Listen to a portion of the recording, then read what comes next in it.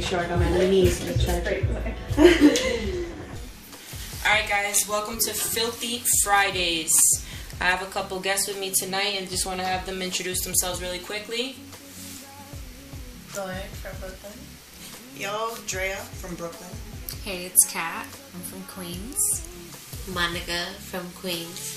And whether you guys know it or not, I had released a podcast talking about relationships and I guess phones and if you should be allowed to go through your partner's phone.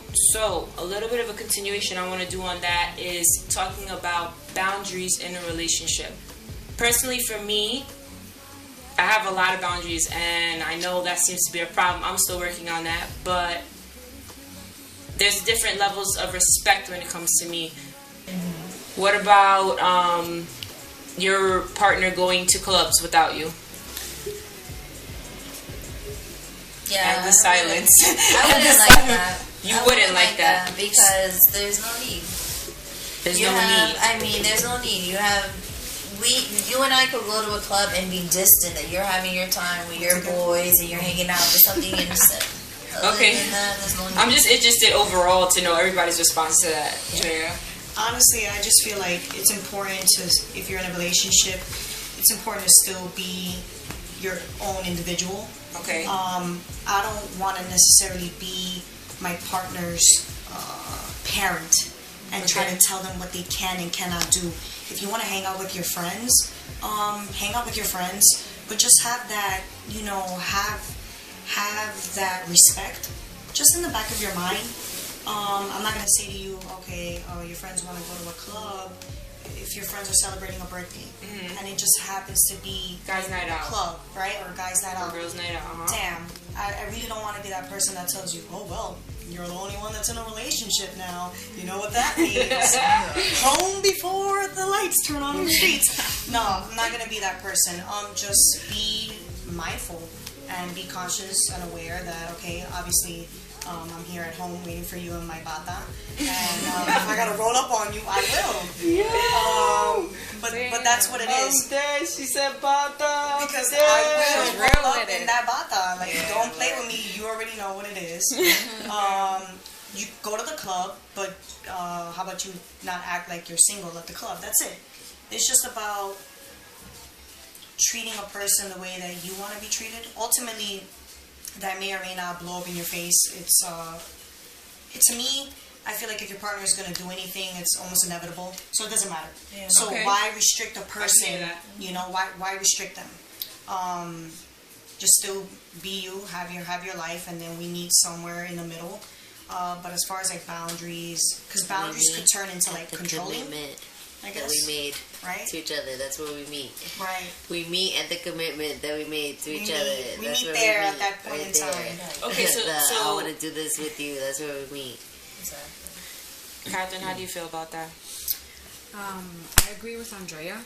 I feel like if you're just the type of person like me that I just love to dance and zone out to music, you love music, you should be able to do that. And there's just supposed to be trust in your relationship, and if there isn't, then you should be single going to clubs by yourself. That's it. What about you, Monica? We meet at the commitment that we make to each other. What does that mean to me? Like, I just feel like you shouldn't have to take on another person's baggage when you're ready to commit, because you guys should be committing to each other and be able to build upon the individuals that you both are. And that's it, like, own yourselves and know what you guys are doing together. That's it. Sure, really you have to be on the same page. I got three clear answers right here, and you're not really giving me that yes or no I'm looking for. Are you okay with your partner going to the clubs without you? Let's just try yes or no. Yeah. Okay. Yeah, right? So just to clarify, we got 3 yeses. I changed mine. No, you can't. And I kind of agree with that. I think that people go to clubs. Let's take it back. I think a good percentage of the people that go to clubs are there to smash or find somebody to smash. Period, point blank, right? You're gonna have thirsty people. You're gonna have people, approaching your significant other. You're gonna have drinks flowing. There's gonna be things going on. You're not there to. You're taking a lot into account. You're taking thirsty men and females. You're taking alcohol into account, and you're taking music into account. Let's be real. Nobody likes to dance really by themselves. Yeah, I'm sorry, I don't. I love dancing by myself. You met me dancing by myself. I did meet her dancing by herself, and what I do, I slid on through, and we've been together for 6 years. I went into that club. It was Pride.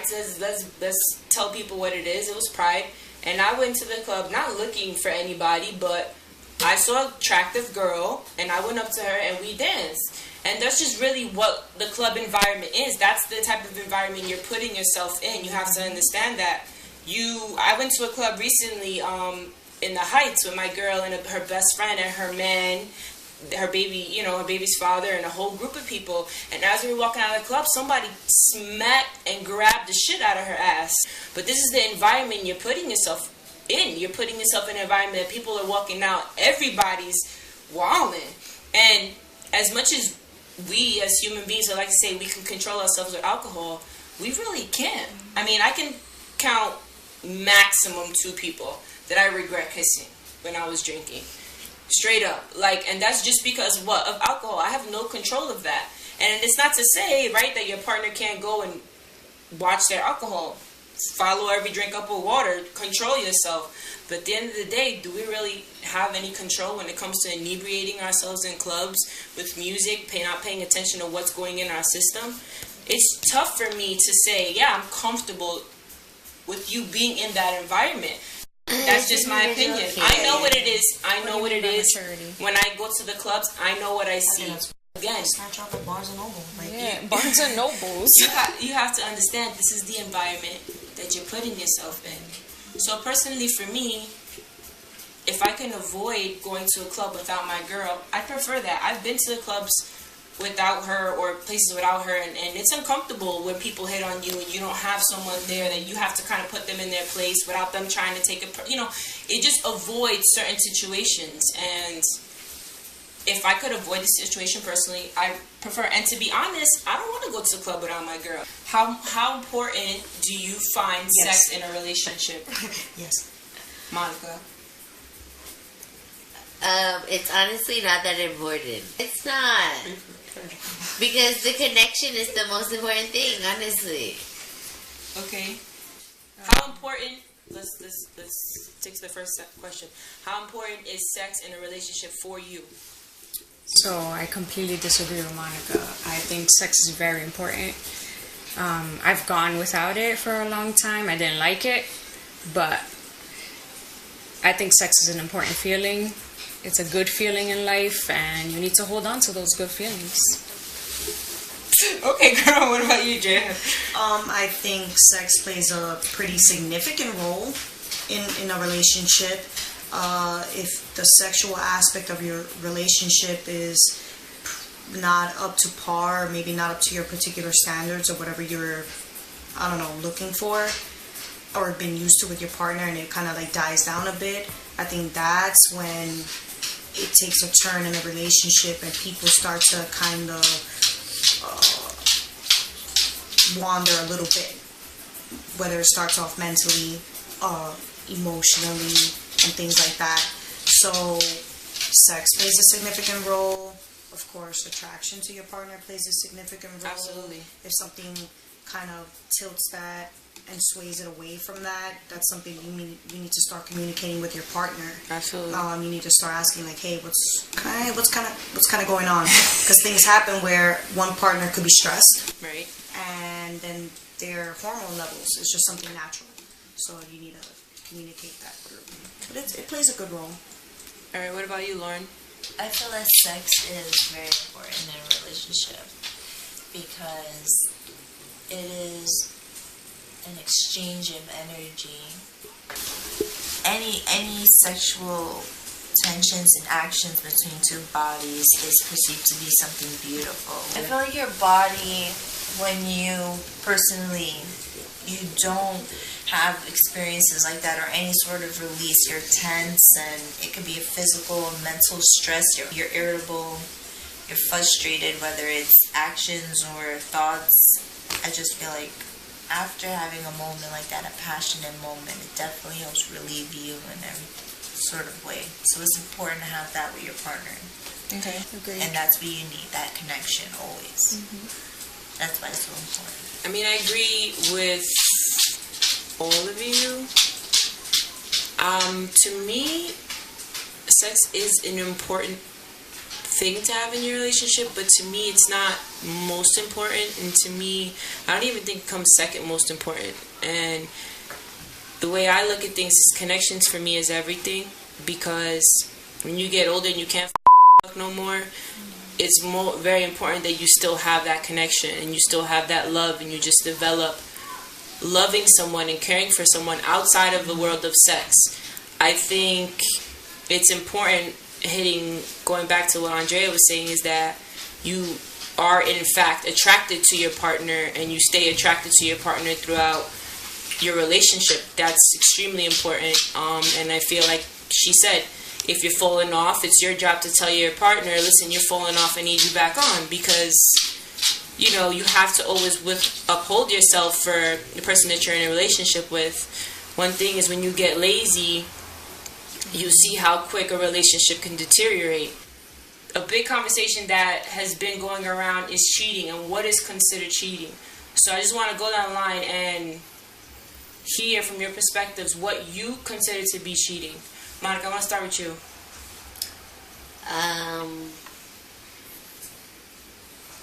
I'd like to think that if you make a commitment to somebody, then that's where your time should be spent.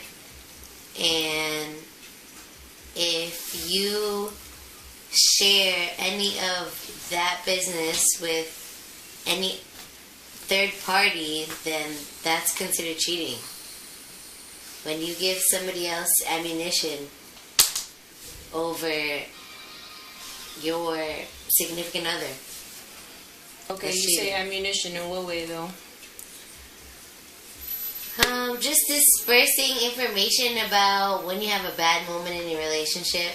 Okay, so you feel as though if you're going through something with your partner and you're discussing those intimate things that you're going through in a relationship with someone else, that to you is cheating? If that's someone that is a shoulder to cry on with benefits, yeah. What about you, Catherine? I think cheating starts with emotional cheating. Okay. That's worse for me, because sex is just sex. You can be horny, you can have a lack of sex in your relationship, but emotional cheating is like you have a connection to that person and it's not your partner. So that's what it is to me. Emotional cheating is worse. So you could be having a conversation with someone, really have a genuine connection with somebody, and not necessarily have sex with that person, and to you that is cheating. Yeah, because once you start caring about somebody else, that's cheating, because you just want to be with that person, but you're kind of playing your partner. So okay, Drea, what about you? So to me, cheating is a very fine line. I think some shit would come from this. Well, to piggyback off of what Kat and what Monica was saying, to them, I don't think there is a true definition to that word when it comes to relationships. Everyone is gonna see it a different way. People will say, hey, the emotional connection, you're over here. I had a friend. She said her significant other was exchanging emails with a person, and they had an emotional connection. They never met physically. Well, they never met up physically during that point in time. Okay. But they were exchanging many, many emails. And for her partner, that was a betrayal. And that was cheating in her eyes. Mm-hmm. Then there's people who have no emotional connection, but there's that one-night stand, or there's that hookup, and you're being physical with another person. You're not being physical with your partner. When you decide you want to be in a relationship with a person, you're committed to that person, and you're deciding, okay, I see some potential for something long-term in the future. So why bring other people into the mix? And then for that, stay single. Right. You know. All right, Lauren. What about you? I feel that even if you're with somebody and you decide to reach out to a person, see how they're doing excessively, like, oh, it's just a friend and I'm a caring person, so I care about people, but it's an excessive thing, and you put yourself in situations where you bump into the person and it's deemed to be innocent in your eyes, but you're doing it on purpose. And things like that, to me, is cheating, because your mind is wandering. You're testing waters. All right, well, I just want to wrap it up really quick. I want to thank all of you guys for coming out to my podcast on Filthy Fridays. Thank you for having us. Of course. I just want to wrap it up one more time with your name and your Instagram, if you want to shout it out, just so that people can know where they can find you, just so they could speak to you maybe on some of the thoughts you had tonight. So let's start with Catherine. All right, my name is Catherine. My Instagram is KAYBEEX3. Cool. Drea from Brooklyn. And I just got an Instagram recently again after a couple of years. My friends are happy about that, and it's Drea Gets It Done _ Okay. And I'm Lauren. It was a pleasure. Thank you, Janelle. This was so much fun. Of course. The infamous Lola. That's the Insta. And the homie, my ride or die just came through. Say your name and what's your Insta? Momoni. At Moni Love. At Moni Love. My name is Danelli. This has been Foolish Wisdom. You can find me at Mindbomb. It's MINDB0NB. If you want to hear more about this conversation, I appreciate you guys reaching out. If you have any insight, or if you don't agree or do agree with any of the things we said tonight, please let me know. But other than that, I will see you next time. Yeah.